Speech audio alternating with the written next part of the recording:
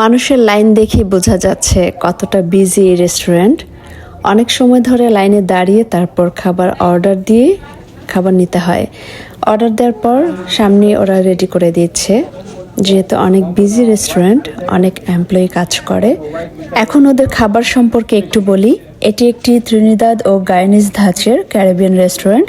ওদের পপুলার খাবারের মধ্যে আছে চিকেন কারি রুটি, গোট রুটি, ডালপুরি রুটি, যেটা রুটির ভেতরে ডাল দেয়া থাকে। ওদের আরেকটা মোস্ট পপুলার আইটেম হচ্ছে ডাবলস, যেটার ভেতরে চানা থাকে। তো ত্রিনিদাদের এটা হচ্ছে সবচেয়ে জনপ্রিয় স্ট্রিট ফুড। আরও আছে বেক অ্যান্ড শার্ক।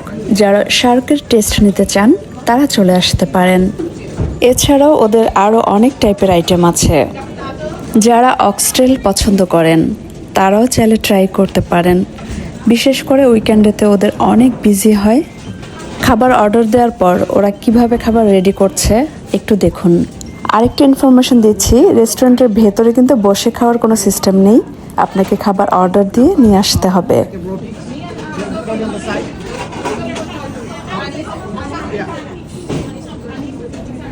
ওরা দেখতে পাচ্ছেন রুটির উপরেই কিন্তু খাবারগুলো দিয়ে দিচ্ছে, মানে কারিগুলো।